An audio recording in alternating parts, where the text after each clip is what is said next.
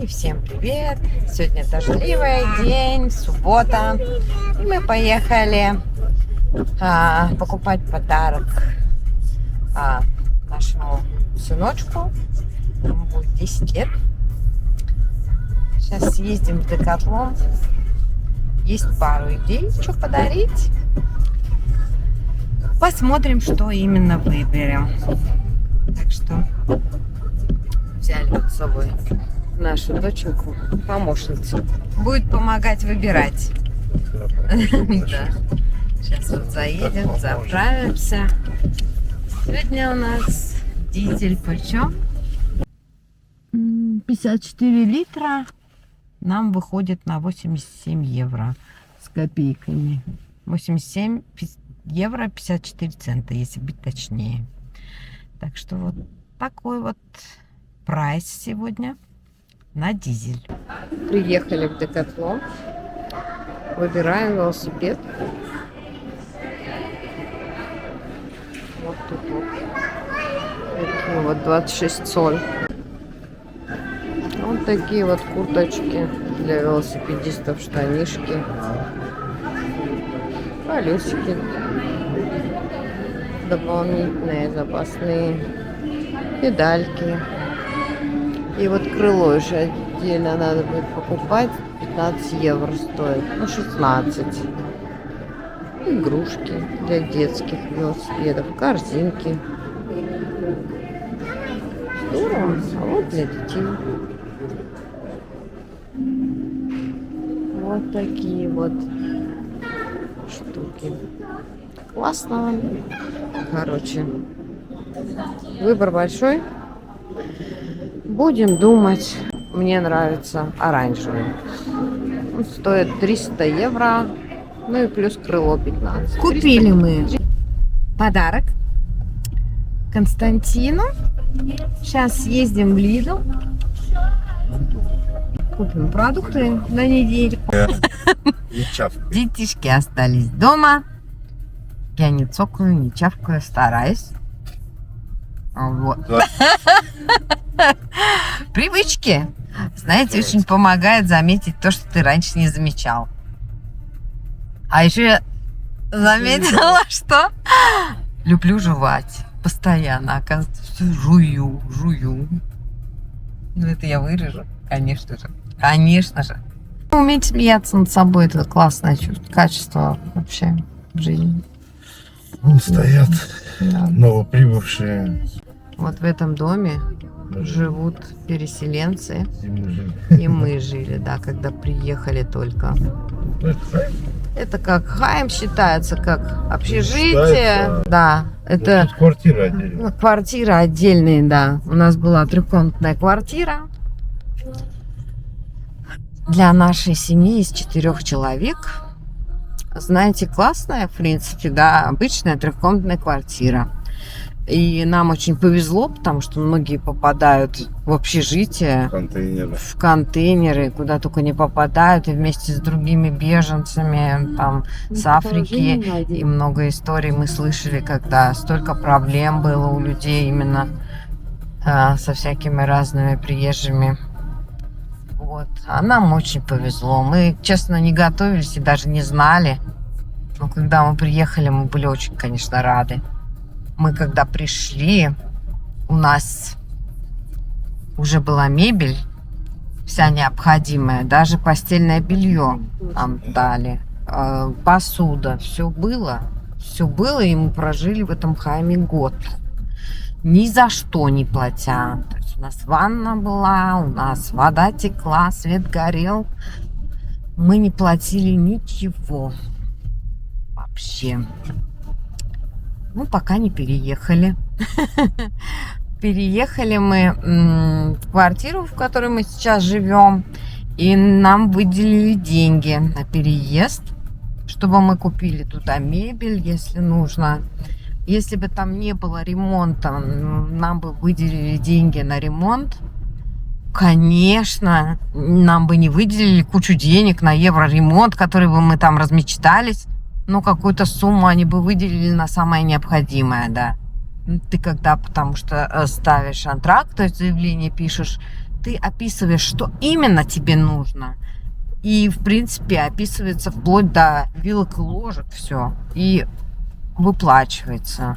Да, выплачивается. Сколько Естественно, нам дали?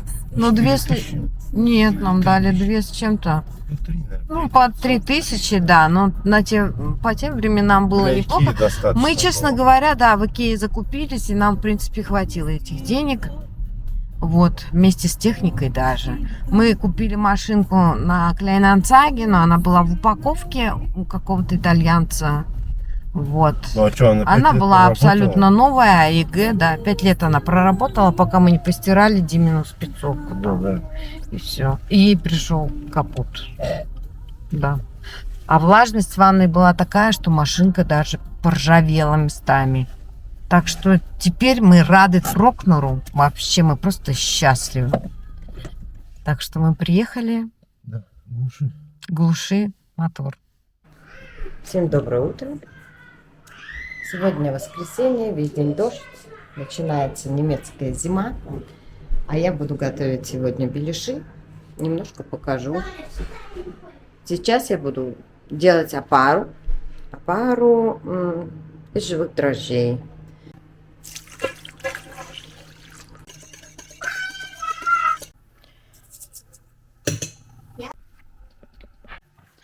Вот сейчас сделала опару. И надо подождать, чтобы это все поднялось. Пока у меня стоит опара, я буду делать фарш.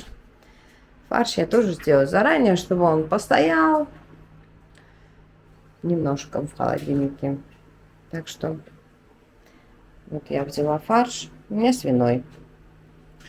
Фарш свиной и лук. Вот я его измельчу сейчас в пюре, добавлю в фарш. Добавлю соль, немножко перца, возможно, паприки. И больше ничего добавлять туда не буду. Ну вот я измельчила лук. И добавлю перца черного. Соль добавлю в самом конце, чтобы не отошло водой. Перед тем, как буду уже все лепить. Да? Ну вот, немножко перца. Много не добавляю, потому что дети все-таки желудки чувствительные, еще маленькие. Паприки могу побольше добавить. Вот эту паприки я добавлю в чайную ложку. И замешу. Замешу фарш. Буду ждать, когда поднимется у меня то, что я тут опара. Честно, я всегда смотрю рецепты в интернете. И я еще не нашла рецепт, который бы мне понравился. Но нашла рецепт блинов, курника и что там у меня еще есть. Ну, вот эти вот два основных тоже как-то буду готовить. Я обязательно покажу. Блины мне прям вообще они нравятся всем членам моей семьи. Курник — это их любимая еда. Поэтому, конечно, это мои любимые рецепты. То есть я их для себя открыла и стараюсь их придерживаться. И даже подумала, что все-таки мне было бы полезно завести кулинарную книгу, куда я буду записывать именно эти рецепты для себя, чтобы постоянно не искать. Я там действительно придерживаюсь дозировки именно продуктов. Вот. Но беляши пока импровизация, да. Каждый раз импровизация. Вот. Поэтому буду искать.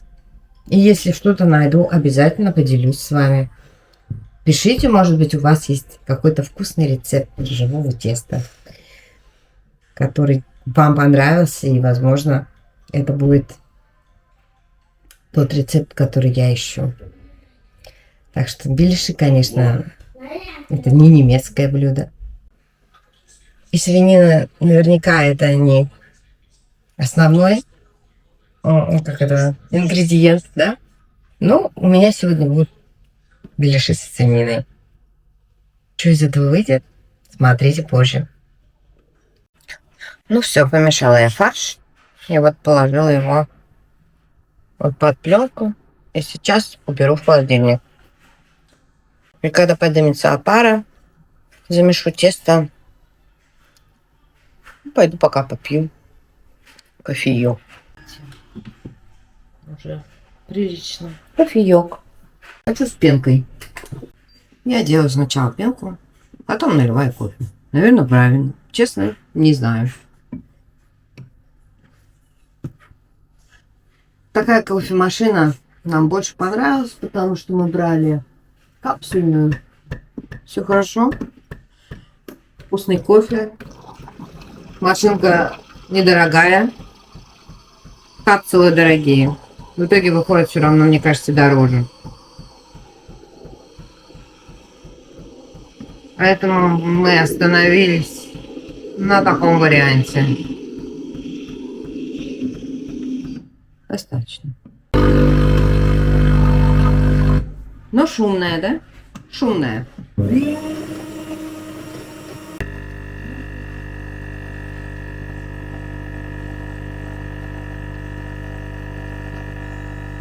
Пью без сахара. Не потому что, а просто пью без сахара. Да, потому что. Нет, честно говоря, я просто привыкла. Да, одно время я худела. Стройнела. Худела от слова худо. Как говорит моя сестренка филолог. Поэтому я стройнела. И поэтому я приучила себя пить кофе без сахара. Ну и как-то так вот повелось. Теперь пью без сахара. Вот. Такая красота получается. Пиво без сахара. Пиво без сахара, вот Дима. Все без сахара, да. Кофе без сахара. Дима у нас тоже постройнел на 10 килограмм. Так есть на 20. На 20 килограмм за буквально месяца за 3. Ну, скажи, Дима, доброе утро. Доброе утро. Вот. Тоже Обед. пересмотрел свое питание, да? Да. Физическую активность. Ходил, много ходил. И вообще жизненные приоритеты, да. Вот сейчас пошел учиться поэтому. Так что у нас сейчас, получается, какой-то новый этап жизни начинается. Красавчик. Я немножко пью кофе. Смотрите, какой у меня красивый муж. Классный, красивый муж. Почему толстый? Дима, ты не толстый. Ничего надо ходить. Ну, надо. Но у тебя ушел вот этот кругляш. 20. У тебя реально ушел кругляш. Закрой холодильник. Закрой холодильник. Калории выходят, что ли? Калорики выходят, выдыхается. Ну вот, поднялась моя опара. Сейчас буду замешивать тесто. В том рецепте, который я сегодня нашла, там яйца еще. Еще добавлю яйца. С яйцами еще не делала, честно говоря. Ну вот, тесто у меня 3-й раз поднялось. Вот так вот поднялось. Уже пиво есть. Буду сейчас лепить. Немножко такие прилипучие к рукам. Ну, ничего страшного. Сейчас вот уже не прилипучие к рукам.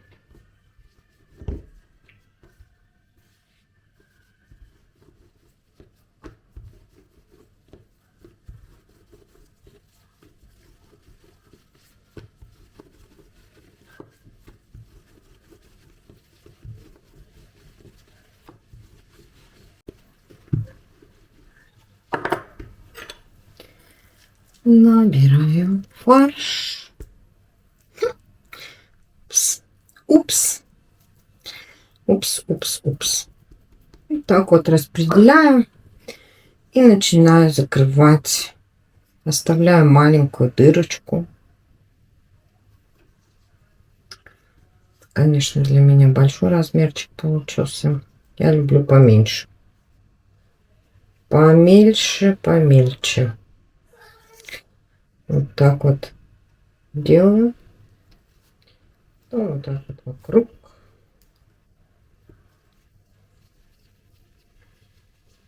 И вот такой вот красавчик.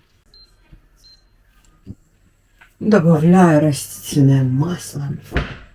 У меня подсолнечное. И положу дырочками вниз сначала. Сначала дырочками вниз, чтобы не вытек бульончик. Когда переворачивать, узнаю, когда щелкать начинает. То есть, если уже сок пошел, тогда я уже начинаю переворачивать. Вот такая красота. Пусть жарится. Я думаю, нужно будет минуты 3-5. А пока продолжу здесь. У меня аэрогриль. Сейчас сделаю для него. Ну вот, первая партия пожарилась. Аэрогриль еще не пожарилась. Но что там происходит, сейчас покажу. Красивое все такое. Надулось. Как булочки. Там совсем по-другому, да? Вот они как выглядят там. Они выглядят как булочки. А вот так вот выглядят жареные беляши. Да. И я положила уже следующую партию жариться. На данный момент я хочу немножко открыть и немножко сбрызнуть маслом. Наверное, это будет все-таки такое суховатое дело, судя потому что я вижу сейчас. Сейчас покажу. Вот такое дело. Да. Посмотрим, как на вкус. Ну, в общем, в аэрогриле получились вот такие штуки. Вот Николь попросила. Да, Николь? Расскажи. Вкусные очень. В чем разница? Эти пожестче. Мне пожестче нравится. Пожестче. Но в них больше бульона, да? Да, в них больше бульона. И, наверное, они пополезнее. Ну, жарится последняя партия. И я решила еще тогда сделать в аэрогриле. Вот, поставила. Еще.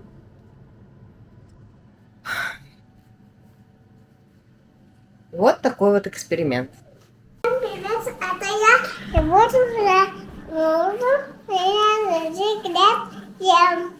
Давай, попробуй и скажи, понравился ли тебе беляш? Вкусно? Пока, сегодня. Всем пока. Ну, тебе понравилось? Да, всем понравилось. Ну, тогда откуси еще кусочек, да? Над тарелочкой, Николь, над тарелочкой. Ах, Мне нравится. ну супер. Еще. Еще надо, да. Лека-лека. Ну вот, самые главные критики сказали, что довольны. Поэтому я тоже довольна. Сейчас поставлю остатки теста. Константин хочет сделать из них лепешку в виде пиццы. Поставила в духовку на 60 градусов. Как бы, чтобы оно немножко поднялось, подзапеклось. А сверху потом он там намажет томатной пастой, положит солями, сыр, что сам захочет. Какие-то травы он там подобрал. Вот такая вот штука. Ну, он говорит, попросил сделать в форме сердца. Так что делаем в форме сердца. Как заказывал. Еще надо? Привет. Это фан. Фан.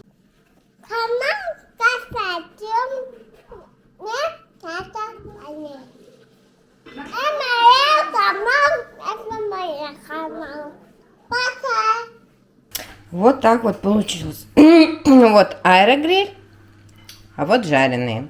12 штук получилось жареных и 8 штук из аэрогриль. Даже сделала второй раз, потому что с первого раза, оказывается, зашло. Ну, я считаю, что в аэрогриле полезнее. Вон сока сколько тут, видите? Вот такой вот. Вот такой вот результат, вот такая вот разница. Конечно, в аэрогриле немножко пожестче, но сока там тоже много. И я думаю, это полезнее, чем жарить на масле. Поэтому, может быть, даже в будущем я буду делать именно там. Вот, даже такой критик, как мой старший Павел, сказал, что в аэрогриле, наверное, даже лучше. Потому что полезнее.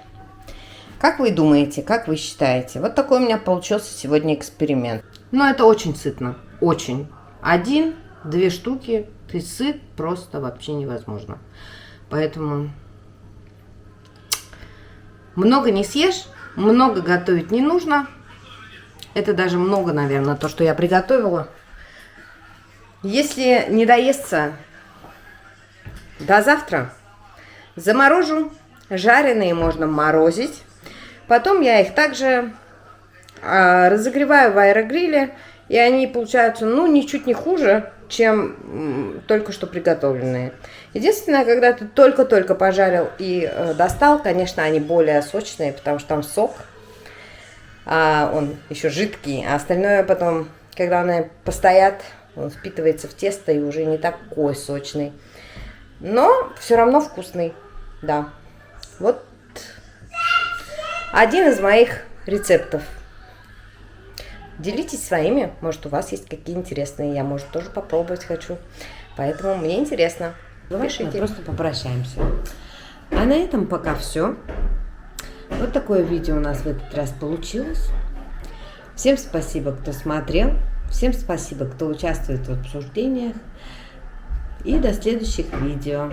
Подписывайтесь, пишите комментарии. Будет интересно почитать. Давайте будем общаться. До следующего видео. Пока!